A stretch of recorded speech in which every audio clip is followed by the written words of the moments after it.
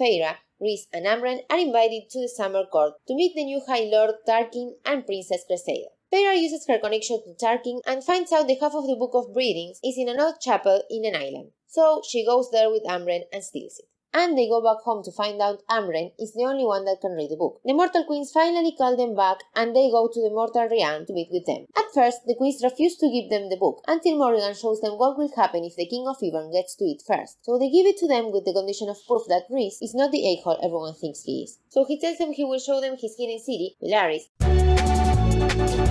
but he won't let them in. To be able to do this, he has to steal an orb that has truth magic from the Court of Nightmares. They go there and steal the orb. Before they leave, Morrigan Dads insults Feyre, so Rhys uses his powers to break his bones. Chivalry isn't dead after all, my friends. When they are trying to leave, Rhys is attacked with ash arrows. He brushes them off, but notices that whoever is doing this to him is tracking him when he's using his magic.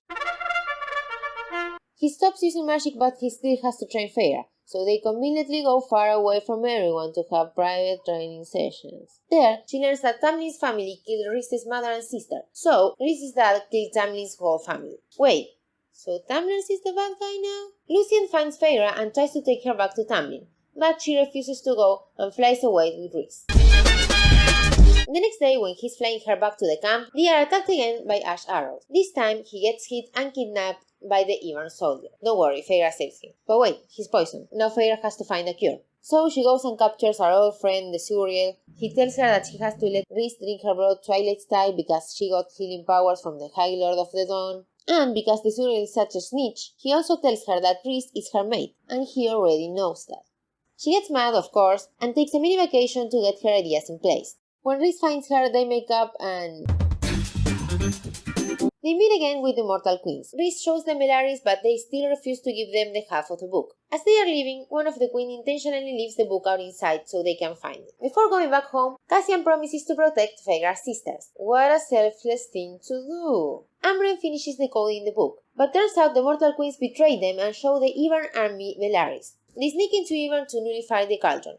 To do so, Feyre has to touch the cauldron and tell a spell. She doesn't say the spell. They all get captured by Shurian. Yes, brand new Shurian. And the king uses magic so they can't use their powers while holding Asier's life with an ash ball. How did this happen? Feyre's sisters have been kidnapped and used as proof to the Mortal Queens that the cauldron could make people immortal and still keep them alive. Neither Tamlin or Lucien knew they were going to be taken. You know who gave their location away? She wants to get rid of the High Lords and allow the High Priestesses to rule. Tamlin thought he was saving Feyre, damn, and Lucien announces that Elaine is his mate. Feyre begs the King of Ivern to end her bargain with Rhysand. He does, but the mating bond and their mental tie is still there. Everyone and Feyre escapes with the Book of Breathings. Feyre goes back to the Spring Court with Tamlin, but what no one knows is that the night before, Feyre was made High Lady of the Night Court.